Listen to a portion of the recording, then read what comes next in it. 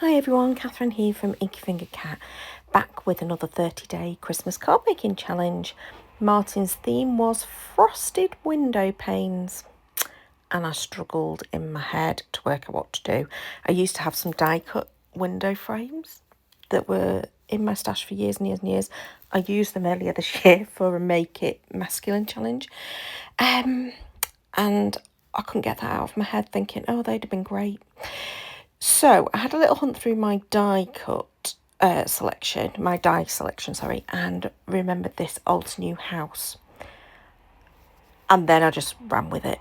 And I absolutely love the card that I've made. Like, I am so proud of it. Oh, I don't often toot my own horn, but I must admit I love this one. I think it's great.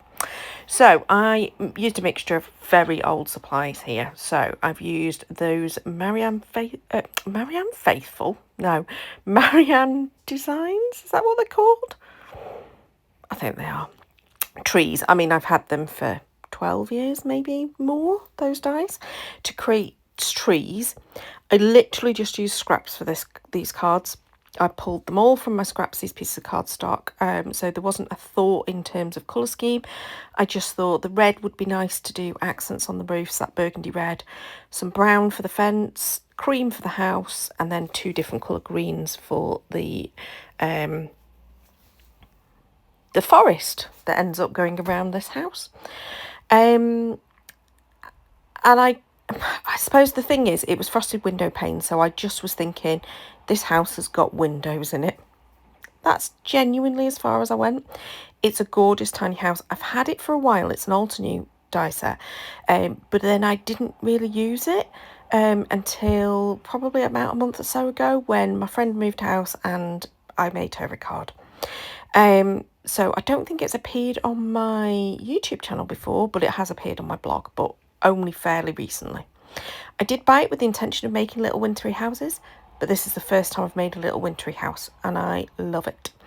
You'll see that I also grabbed out my tie-ins and trimmings, because at one point I was thinking of putting maybe a star behind the house and just have the house situated on a little star cluster. I changed my mind because I decided to create a whole scene and to go for a landscape card. So all the die cutting, I did quite a few layers of bits of the house. So the house is actually 3 layers thick. I wish I'd sandwiched the acetate that I go and grab for the window panes between those layers, but I didn't think about doing it, so never mind. I do make life a little bit more complicated for myself than I need to, because I thought I was going to inlay the little black for the window panes. Again, that would have made sense if I'd have put the acetate between layers, but I hadn't. So I am sticking the acetate to the back of the house, and that at least just gives my little window panes some shine. And then I'm like, oh, how do I stick these little black ones? So then I think, well, if I stick the frame, I don't know what I was thinking at this point. And then I thought, yeah, do you know what would make much more sense? Is just to put a piece of black behind it. You don't need to die cut it, you don't need to think about it. So that's what I did. I stuck my little black of my window directly onto the back of it, and that made so much more sense. Right, now for gluing the accents. So I added all these accents using sort of this burgundy red, and I think it's really cute. It does end up looking slightly different in the end because I do go to town with the frosty element. My roof, again, I went 3 deep, just like the house is 3 deep, because I thought it would be really nice to have that as a little bit chunky. I'm just using the glue that's on my little mat there to make sure I've picked up enough glue to stick it. And I did have it so that it was slightly higher than the actual house. My door is just 2 deep in terms of stacking, but again, picking up a little bit of that glue off the desk and adding that on. Now, my trees, I must admit, those, not Marianne Faithful, but Marianne Designs, dies do not cut the little bits out particularly well, so they don't like fall out. So you do have to go to town with the pokey tool, and you do end up with lots of like little bits of greenery everywhere.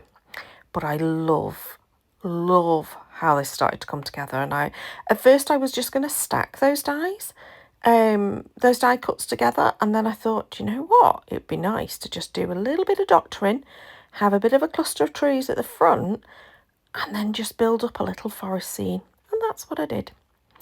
My fence is 2 layers thick, and that just to go onto the front. So once I'd got this kind of idea here, this is me getting rid of all of those bits and pieces of greenery that are all over the floor, all over the desk, sorry, and now probably are all over the floor.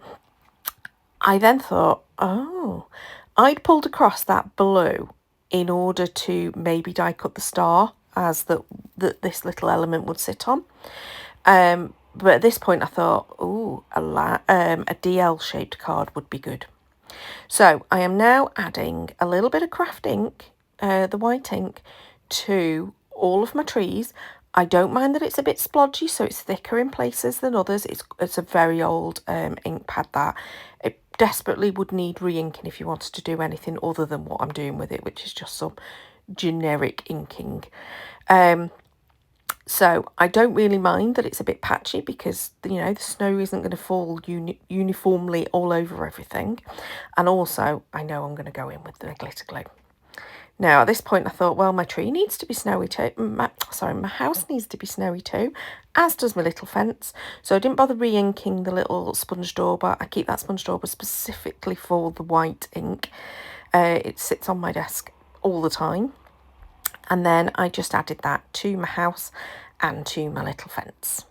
I kept cleaning up because obviously when you're doing the sponge daub, and it does go quite a lot onto my mat, and you'll see I am back to being messy with my inking and all the rest of it. So I have put my glass mat back onto my desk, not just that piece of wallpaper that I was crafting on for a couple of days. To be honest, it keeps shifting, so it's definitely not working for me. I need to have a little bit of a think, but as I am still considering that we're getting new furniture for this room at some point, I'm thinking, you know what, I'm not going to bother for the moment.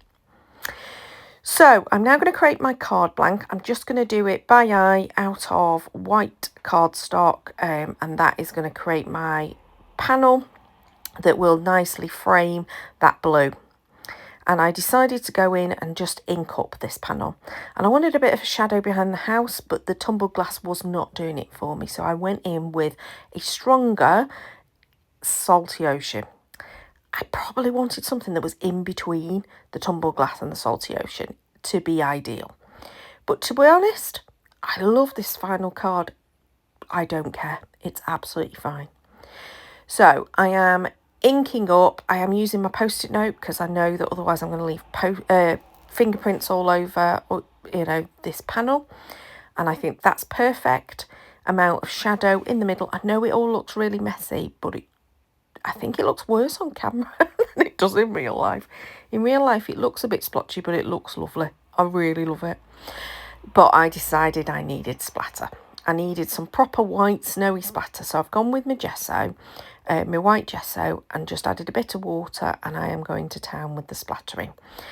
Some really fine snowy bits on both the die cut image panel and the background panel. Again, good clean up, bit of a dry up, and we are going to do some drying. Now, I would probably suggest that you would normally go with not a heat tool and just let it dry naturally, but we all know what I'm like. Sorry, I didn't talk about it, but I did add glitter glue all along my house and my tree, just kind of randomly on the trees as if it was hitting different branches, and then across the roof, on the door, and in the window panes of the house, and again a little bit on the tops of the fence, and then across the bottom of the tree line. So I have gone to town a little bit with glitter glue, but it's a clear glitter glue. I don't think it comes out on either the video or the photos particularly well. In real life, it's very sparkly. And that is pretty much my card made. I decided not to add any more dimension because obviously those die cuts are already quite thick in places. So, you know, where the tree is, where the house is, that's like got layer of die cut behind it with the tree line, and it's got the house. And there you go. There's my finished card that I am absolutely loving. I mean, really loving. I hope you've enjoyed it too. I can see me making more of these cards if I needed to. I do not need more Christmas cards. I am obviously still making Christmas cards, even though I know I don't need them. But I love this. Absolutely love it. Please do comment below if you enjoyed it. I think what's really good as well is I'm not using any new supplies here. The sentiment is a Tim Holtz sticker, and the rest of it is just scraps of cardstock and dies I've had for ages. Please do subscribe to see more. Otherwise, thank you for watching. Till next time, bye bye.